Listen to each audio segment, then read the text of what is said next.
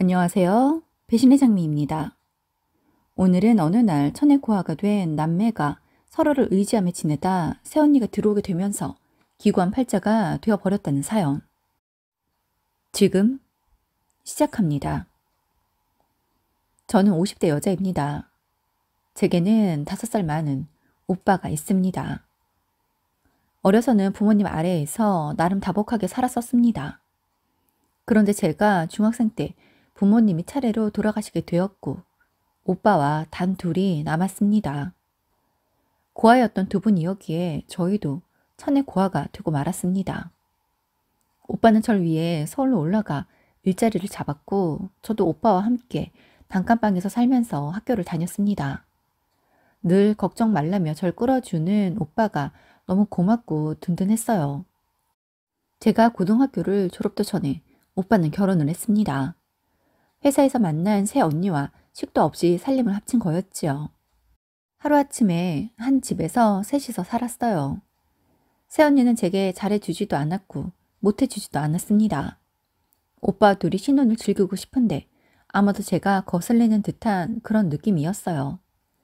하지만 전 아직 고등학생이었고 갈 곳이 없었기에 눈치가 보여도 오빠 내에서 생활을 해야 했습니다.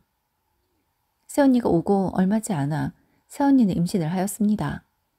새언니가 임신으로 힘들어해 일을 그만두었고 살림이 팍팍해졌습니다. 오빠가 혼자 고군분투하며 밤낮 없이 일하며 저희를 위해 일했습니다. 저는 고등학교를 졸업하자마자 일을 시작했습니다. 작은 회사에 격리로 취직을 했어요. 오빠가 절 포기하지 않고 지금까지 키워주었으니 저도 오빠에게 보답하고 싶었어요. 그래서 받은 월급에서 제 용돈과 적금을 빼고 나머지는 오빠에게 모두 주었습니다. 오빠는 그러지 말라고 했지만 그게 제 마음이 편해서 그렇게 했어요. 그런데 언젠가부터 새언니가 대놓고 제게 눈치를 주었습니다. 낯선 이곳에서 혼자 나가 살고 싶지 않은데 그러기엔 너무 무서운데 새언니는 제가 나가길 바라는 것 같았어요. 그래서 최대한 새언니의 신경을 건드리지 않기 위해 집에서 잠만 자고 나갔고 식사 한 끼 하지 않았었습니다. 그런데 저를 걱정하는 오빠에게는 회사 구내식당에서 밥을 먹는다고 했지만 제가 다니는 회사는 작은 회사였기에 구내식당은 없었습니다. 한 번은 아파서 회사에서 조퇴를 하고 집에 일찍 왔던 날이었습니다. 그날도 낮부터 집에 가야 하나 말아야 하나 고민이 많았어요. 새언니의 눈치를 보고 싶지 않았거든요. 그런데 집에 아무도 없더군요. 다행이라고 생각하고 제 방으로 가 누웠습니다. 잠시 뒤 조카들이 학교 끝나고 왔는지 집에 오는 소리가 들립니다. 그런데 아프기도 하고 잠결이라 차마 일어나지지가 않더라고요. 그래서 그냥 누워서 마저 잠을 청했습니다. 얼마나 지났을까요? 거실에 있는 조카들의 소리가 다시 들려옵니다. 작은 조카가 배가 고프다고 하네요. 그러자 큰 조카가 밥이 없다고 엄마가 올 때까지 기다리자는 말만 합니다. 그래서 시계를 보니 어느새 저녁 7시네요. 아직도 새언니가 안 온 건가 싶고 조카들 밥을 먹여야겠기에 거실로 나가니 조카들이 저를 보고 깜짝 놀랍니다.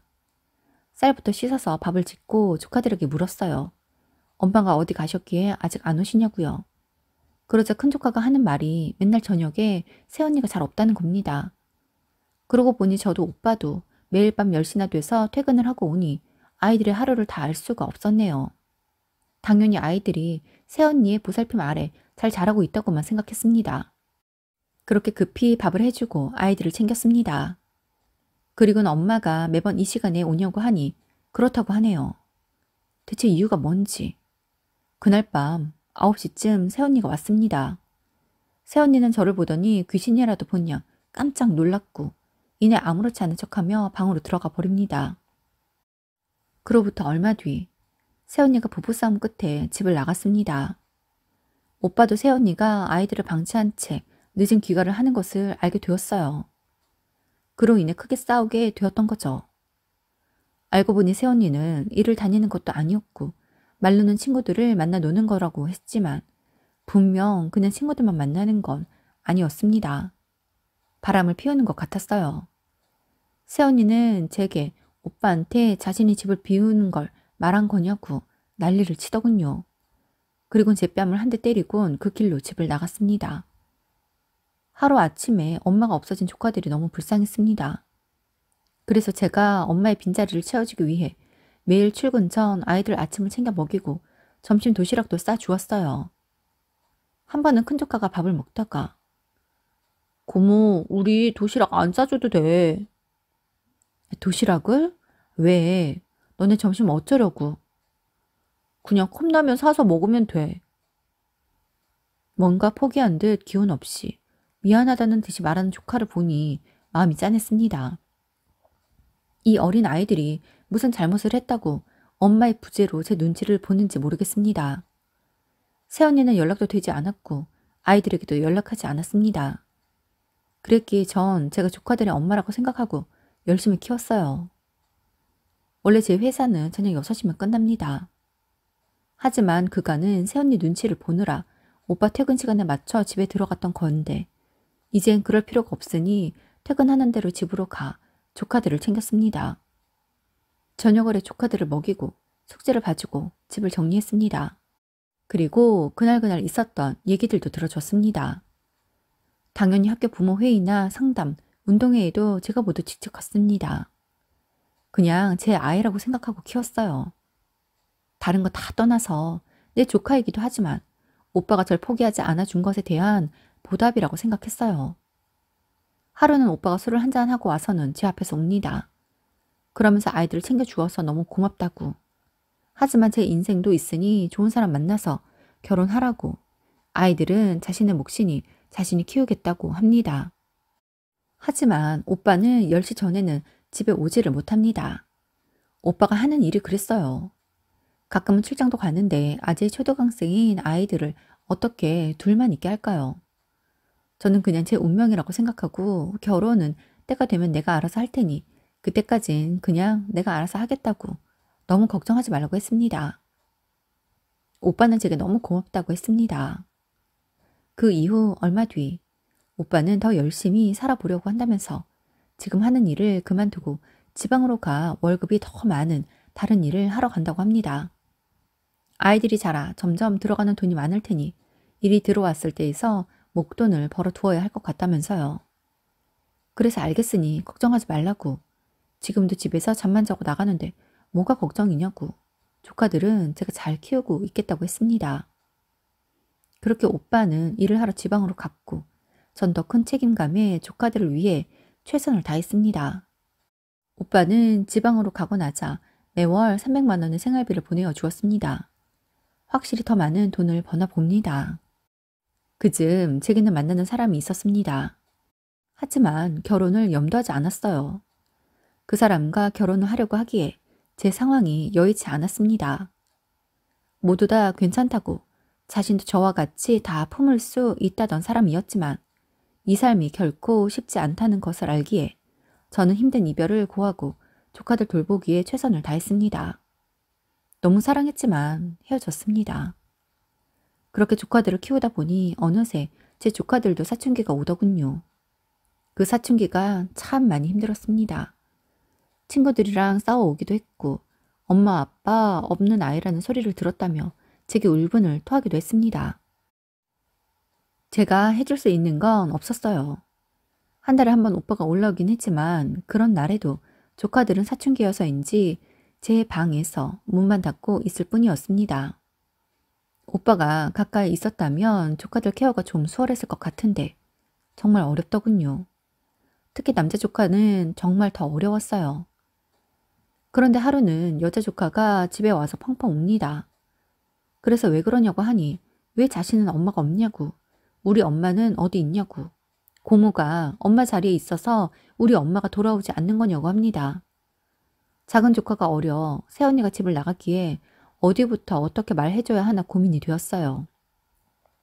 하지만 차마 말을 하지 못하겠더라고요. 그래서 그건 아빠와 엄마의 문제이기 때문에 나도 다는 모른다고. 내가 엄마가 될 수는 없겠지만 많이 도와주고 지켜줄 테니 너무 속상해만은 하지 말라고 했습니다. 하지만 그런 제 말은 위로가 되지 않았던 거죠. 사춘기가 지나가면 조카들의 마음도 다시 안정이 되려니 했지만 사춘기를 기점으로 조카들은 삐뚤어졌습니다. 제가 신경을 쓴다고 썼는데 잘못 키운 건지 자책만 하게 되었습니다. 제가 섣불리 다가가면 안 될 것 같아 오빠와 얘기도 나누었지만 오빠도 할 수 있는 게 없었어요. 어쩌면 아이들과 저보다도 관계를 갖지 못하다 보니 아이들에게 어떻게 해야 하는지 모르는 듯 했어요. 그래서 오빠에게 그쪽 일을 정리하고 올라와서 아이들과 함께 지내면 어떻겠냐고 했습니다. 하지만 오빠는 그러기엔 그쪽 일이 너무 아까워 올라갈 수가 없다고 합니다. 그렇게 아이들의 사춘기를 오롯이 견뎌야만 했습니다. 그러던 어느 날 어렵고 힘들게 키운 조카들이 18, 16살에 바람같이 사라졌습니다. 퇴근을 하고 왔는데 아이들 방이 비어 있더라고요. 짐도 없고요. 너무 놀랐습니다. 그 아이들이 어디에 갔는지 전화기도 꺼놓은 아이들이 걱정이 돼요. 오빠에게도 연락하고 미친 듯이 찾아다녔어요. 둘이 같이 있는 것이 분명하니 실종 신고까지는 하지 말자고 하는 오빠로 인해 신고까지는 하지 않았습니다. 그렇게 얼마 뒤 들려온 소식에 아이들이 새 언니와 지내고 있다고 하더군요. 저도 아니고 오빠에게 작은 조카가 연락을 했다고 합니다. 엄마랑 같이 있으니 걱정 말라고요. 알고 보니 새언니가 아이들 학교 앞에서 기다렸다가 만났고 자신과 지내자고 해 조카들이 따라갔다고 합니다. 허무했어요. 그간 고생고생해서 조카들을 키워냈는데 한순간에 제 품에서 사라졌습니다. 뭘 바라고 한 건 아니었지만 한마디 인사는 할 수 있는 것 아니었을까요? 조카들에게 여러 번 연락을 했지만 제 연락은 받지 않았습니다. 그간 종종 잘못하면 언성을 높여 그럴까, 좋아하는 반찬 자주 안 해줘서 그럴까 별 생각이 다 들었습니다. 갑자기 세상을 잃은 듯 삶의 활력을 잃었습니다. 속을 썩여도 피덩이 신생아였던 시절부터 보아오던 조카들인데 조카는 그냥 조카일 뿐인가 봅니다. 조카들 생각은 하지 않고 일상을 되찾으려고 정말 많이 애를 썼습니다. 그러던 중 우연히 예전에 남자친구와 연락이 닿았습니다. 중간에 전화번호를 한번 바꾸었는데 어떻게 알고 연락이 왔더군요. 그게 인연이 되어 다시 만나게 되었고 저희는 결혼을 하였습니다. 제 삶에도 조금씩 활력이 생기고 행복함을 느끼게 되었어요. 절 사랑해주는 사람이 있다는 것이 이렇게나 좋은지 그간 잊고 살았었네요. 늦은 나이에 한 결혼이었기에 저희에게 아이는 쉽게 찾아오지 않았습니다. 그래서 둘이 상의 끝에 사랑스러운 여자아이를 입양해 저희는 부모가 되었습니다. 이렇게 사랑스러운 아이를 두고 떠났던 새언니도 아이들과 떨어져 지내는 오빠도 이해가 되지 않았어요. 그렇게 아이 키우는데 최선을 다하며 행복한 나날들을 보내고 있었습니다. 저희 아이가 7살이 되던 해 작은 조카에게서 연락이 옵니다. 번호는 그대로 저장이 되어 있었지만 한 번도 오지 않던 전화였는데 전화가 오네요. 덤덤하게 전화를 받으니 조카는 그간 잘 지냈냐며 만나자고 합니다. 자신이 그땐 어려서 생각이 짧았다면서요. 연신 전화기 넘어 사과를 하는 조카의 말에 만나기로 하고 약속 장소에 갔습니다. 그런데 나가고 보니 약속 장소에는 새언니와 조카 둘이 모두 나와 있네요. 새언니와는 어색한 인사를 나누고 침묵이 흘렀습니다. 그러더니 새언니가 아가씨, 잘 지냈어요? 그간 우리 아이들 키워줬던 거 고마워요. 다른 게 아니라 우리가 셋이서 가게를 좀 하나 해보려는데 돈이 부족해요. 조카들 위한다 생각하고 2천만 원만 좀 보태줘요. 가게 해서 수익 나면 나눠서 그 돈 다 갚아줄게. 라고 합니다. 그게 무슨 말인가요? 제가 왜 그래야 하나 싶어 못해주겠다고 했습니다. 물론 그럴 돈도 없고요. 그러자 애들 먹고 살게 하려고 가게 하는 건데 고모가 되어서 그것도 못 도와줘? 아가씨도 얘들 엄마나 다름없잖아. 그러게 애들 좀 잘 키우지. 애들이 밥벌이도 제대로 못하고 집안에서 굴러다니는 꼴을 더는 못 보겠어서 작은 가게 하나 임대해서 카페라도 해보려고 해. 그런데 돈이 있어야 하지. 3천만 원 빌려주면 더 좋고 여의치 않으면 2천만 원만 빌려줘. 옆에서 조카들도 자신들 불쌍하게 생각하고 좀 도와달라고 합니다. 그래서 너희 왜 나한테 와서 그러니? 내가 너네 어떻게 키웠는지 안다고? 그런데 그렇게 나갔어? 말도 없이 나간 건 철이 없어서 그렇다 쳐. 그러면 이후에 전화 한번 할 수 있었던 거 아니니? 10년이 지난 뒤에 처음 전화 와서 만나자더니 하는 말이 너네 엄마 앞세워서 돈 달라고? 내가 왜? 나야말로 너희 키운 값을 너희랑 너희 부모에게 받아야 할 판이야. 웃기는 소리 하지 마. 언니, 그리고 뭐요? 애들 잘 키우지 그랬냐고요? 애들 이따위로 낳아 놓았으니 잘 키워도 그 은혜도 모르고 도망간 거 아니에요? 엄마인 언니는 애들 안 키우고 바람 피워 도망가 놓고 왜 나한테 그래요? 염치 없는 것들끼리 잘 먹고 잘 살아요. 괜히 나한테 와서 들쑤시지 마시고요. 그리고 너네도 정신 차려. 저것도 엄마라고 붙어있고 싶니? 딴 남자한테 미쳐서 자식도 버리고 간 여자야. 또 한 번 미치면 너네 또 버려져. 라고 하고 새언니 뺨을 한 대 쳤습니다. 언니, 이건 언니가 남자한테 미쳐서 집 나가던 날 저 오해하고 때렸던 거 갚아주는 거예요. 라고 하고 자리를 박차고 나왔습니다. 돌아오면서 한 대 더 시원히 때려줄 걸 싶더군요. 그날 집에 돌아와 남편에게 있었던 일을 이야기했고 남편이 오빠도 돈 번다는 이유로 가족 안 챙긴 건 마찬가지라고 평생 힘들었던 삶이니 이제라도 오빠 가족은 생각하지 말고 저와 우리 가족만 생각하며 살라고 하며 전화번호부터 바꾸자고 합니다. 그래서 그 길로 휴대폰 가게로 가 전화번호를 바꾸었습니다. 그 일이 있고 5년이 지난 지금까지도 새언니와 조카들에게서는 연락이 오지 않고 있습니다. 아직 살 날이 더 많은 제 인생이지만 지금까지 돌아보면 참 힘들기만 했었습니다. 하지만 뒤늦게라도 남편을 만나고 딸을 만나 안정된 삶을 살게 되었음에 매일 감사한 마음으로 지내고 있습니다. 오빠를 생각하면 어릴 적 같이 고생한 게 떠올라 마음이 아프긴 하지만 이젠 그 가족들은 제 기억에서 지우고 우리 가족만 생각하며 살아가려고 합니다. 오늘도 함께 해주셔서 감사합니다. 지금까지 배신의 장미였습니다.